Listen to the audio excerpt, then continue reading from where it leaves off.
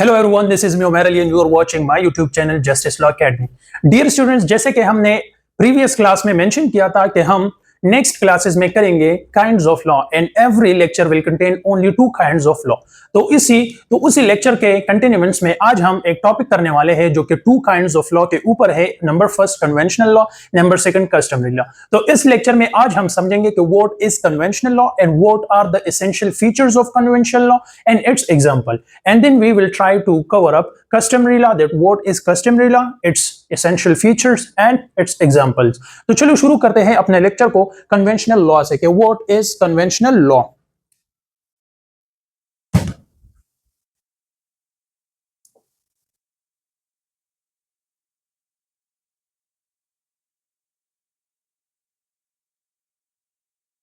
Dear student, अगर हम word convention की बात करें कि हमारे पास कन्वेंशन का मतलब क्या है, तो वर्ड कन्वेंशन मीन्स अग्रीमेंट।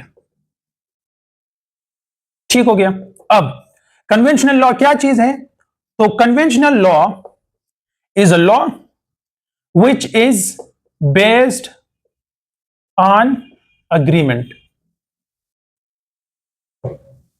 तो हमारे पास कन्वेंशनल लॉ हर वो लॉ जिसका बेस्ड हो अग्रीमेंट पे, यानी वो लॉ जो कि एग्जिस्टेंस में आती है due to the presence of an agreement, के वो लॉ जो कि एग्रीमेंट के हेल्प से जन्म लेता है, वो हमारे पास कन्वेंशनल लॉ आता है। अब ये कन्वेंशनल लॉ, अगर हम इसके एसेंशियल फीचर के बारे में बात करें,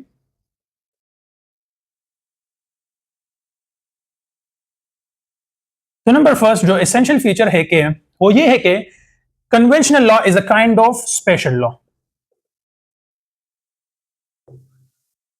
कन्वेंशनल लॉ हमारे पास is a kind of special law है। इसका मतलब है कि ये हर किसी पे अप्लाई नहीं करता।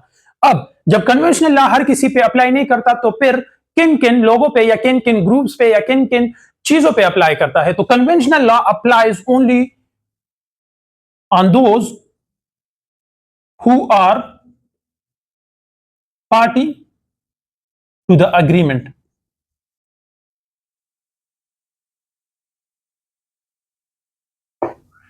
कि हमारे पास कन्वेंशनल लॉ सिर्फ उन लोगों पे, उन ग्रुप्स पे, उन स्टेट्स पे अप्लाई करेगा जो कि उस अग्रीमेंट के पार्टी है। इसको एक एग्जांपल से समझते हैं कि लेट्स से हमारे पास एक स्टेट है और ग्रुप है, उसने एक एग्रीमेंट बनाया। लेट्स से हम कहते हैं कि इस एग्रीमेंट का मकसद था कि एक सर्टन बिजनेस को वो प्रमोट करे। ठीक हो गया।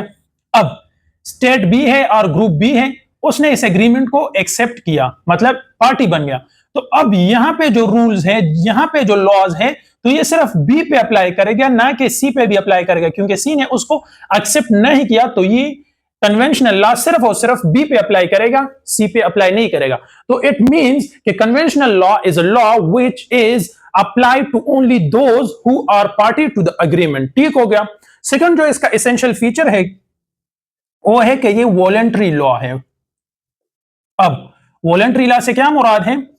कि ये law by force, by coercion impose नहीं की जा सकती, ये वॉलंटरी है। इसको जब एक स्टेट वॉलंटरली एक्सेप्ट करता है, voluntarily they become a party to the agreement, so conventional law is going to be impose on those who voluntarily accept such agreement। ठीक हो गया।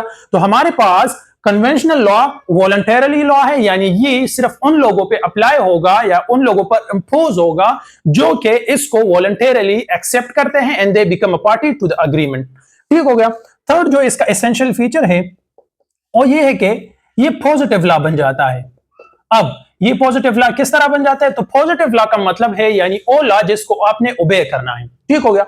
अब जब एक कन्वेंशनल लॉ को स्टेट इन्फोर्स करा देता है, तो फिर वो पॉजिटिव लॉ बन जाता है, यानी उसको ओबे करना आपकी ड्यूटी बन जाती है, उसको ओबे करना आपकी कानूनी हक बन जाता है कि आपने उसको ओबे ही ओबे करना है, and you are not going to deny such laws. ठीक है। हम एग्जांपल्स की बात करें कि हमारे पास कौन कौन से एग्जांपल्स है, तो हमारे पास अगर हम देखें रूल्स ऑफ क्लब हो गए, हमारे पास रूल्स फॉर क्रिकेट हो गए,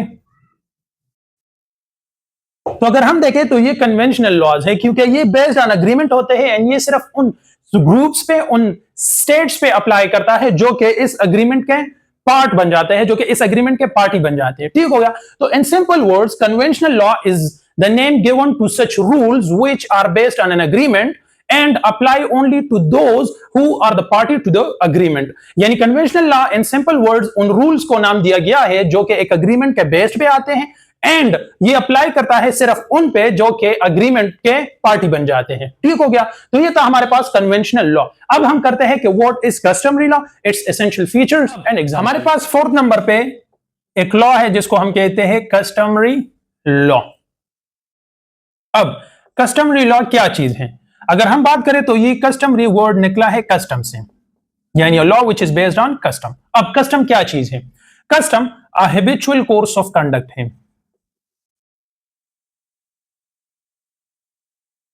ठीक हो गया। अब लेट से इसको एक एग्जांपल से समझते हैं कि हमारे पास एक सोसाइटी है। ठीक हो गया। और ये सोसाइटी 100 साल पुरानी है और 100 साल से पहले पहले भी, जिसको हम ये सोसाइटी 100 साल पुरानी है और 100 साल से पहले पहले, जिसको हम इममेमोरियल टाइम कहते हैं, वहां से कुछ प्रैक्टिसेस आ रहे थे जो कि कंटिन्यूएंस आ रहे थे कि एक चीज के लिए कुछ प्रैक्टिसेस आ रहे थे जो कि 100 साल पुरानी सोसाइटी है और उस 100 साल पुरानी सोसाइटी में फिर इममेमोरियल टाइम से के जिसका अंदाजा हम नहीं लगा सकते, उस टाइम से एक प्रैक्टिस आ रहा था, एक कंडक्ट आ रहा था लोगों का, और वो कंडक्ट सेम था अब तक।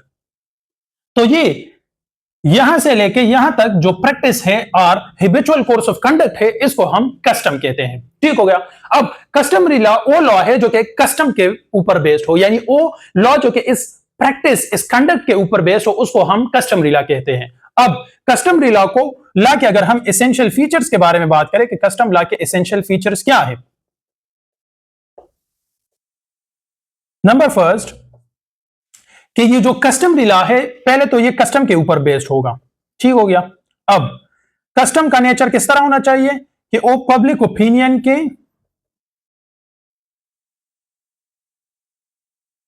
पैरेलल हो। ऐसा ना हो कि एक प्रैक्टिस आ रहा है और लोग उसको अपोज कर रहे हैं, नहीं, बल्कि वो प्रैक्टिस होना चाहिए जो लोग प्रमोट करना चाहते हैं, जो लोग प्रैक्टिस करना चाहते हैं bye their own will and they don't resist such practices. ठीक हो गया। थर्ड नंबर पे ये जो कस्टम है और प्रैक्टिस है, ये वॉलंटरली लोग प्रैक्टिस करते हैं, वॉलंटरली, यानी कुछ फोर्स के द्वारा, कुछ फोर्स के हेल्प से उसको प्रैक्टिस नहीं कराया जा रहा, बल्कि bye their own will they practice such conduct. Salmon इसके हवाले से क्या कहता है? सालमन कहता है कि कस्टमरी लॉ वो लॉ है जो कि बेस है कुछ प्रैक्टिसेस पे और वो प्रैक्टिसेस यूनिफॉर्म होने चाहिए। मतलब ये हुआ, सॉल्मन कहता है कि कस्टमरी लॉ वो लॉ है जो कि एक कस्टम के ऊपर बेस्ड हो एंड सच कस्टम, वो कस्टम कुछ यूं होना चाहिए जो कि यूनिफॉर्म ओबे कर रहे हैं लोग, जो कि यूनिफॉर्मली प्रैक्टिसेस करते हैं फ्रॉम इममेमोरियल टाइम, एक ऐसे टाइम से जिसका अंदाजा हम नहीं लगा सकते, उस टाइम से लेके लोग उसको प्रैक्टिस करते आ रहे हैं यूनिफॉर्मली। यानी ये नहीं कि वो चेंजेस करते आ रहे हैं, नो, एज इट इज उसको फॉलो करते आ रहे हैं, तो वो लॉ हमारे पास कस्टमरी लॉ बन जाता है। अब हमारे पास कस्टमरी लॉ अब कैसे वजूद में आता है? तो हमारे पास, अगर हमारे पास कस्टमरी लॉ किस तरह वजूद में आता है, तो हाउ कस्टमरी लॉ ओरिजिनेटेड। तो हमारे पास इसके लिए कुछ चीजों की जरूरत है जो कि हमें जानना बहुत जरूरी है। नंबर फर्स्ट हमारे पास आता है अप्रूवल ऑफ पब्लिक,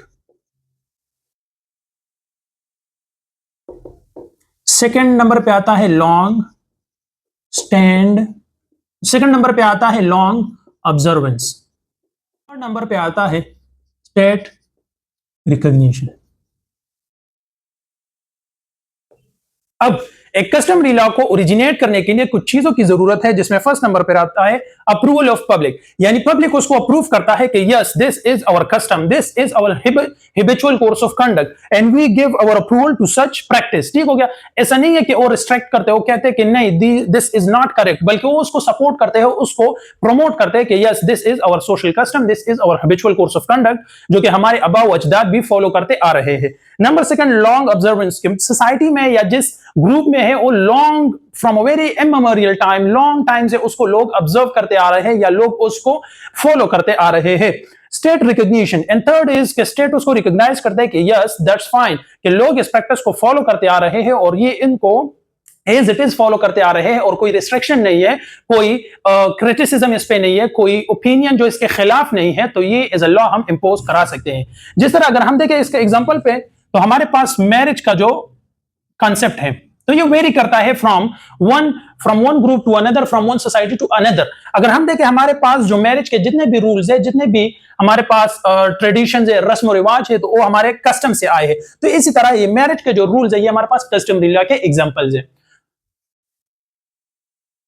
तो डियर स्टूडेंट, आज हमने किया conventional law and customary law. Conventional law वो लॉ है जो कि एग्रीमेंट के ऊपर बेस्ड होता है एंड कस्टमरी लॉ वो लॉ होता है जो कि कस्टम के ऊपर बेस्ड होता है। देन हमने समझा कि कन्वेंशनल लॉ किन किन स्टेट्स पे अप्लाई करता है, तो उन स्टेट्स पे अप्लाई करता है who are the party to the agreement. अब कस्टमरी लॉ और कस्टमरी लॉ हमारे पास कस्टम के ऊपर बेस्ड है एंड कस्टम क्या चीज है? Habitual course of conduct. अब एक कस्टमरी लॉ को law as a law recognize करने के लिए तीन चीजें जरूरी है। Number first approval of public, number second long observance, number three state recognition. तो ये तीन चीजें कस्टमरी लॉ के लिए बहुत ही इंपॉर्टेंट है। अगर आपको ये लेक्चर अच्छा लगा हो तो लाइक करें, सब्सक्राइब करें, शेयर करें। अल्लाह हाफिज।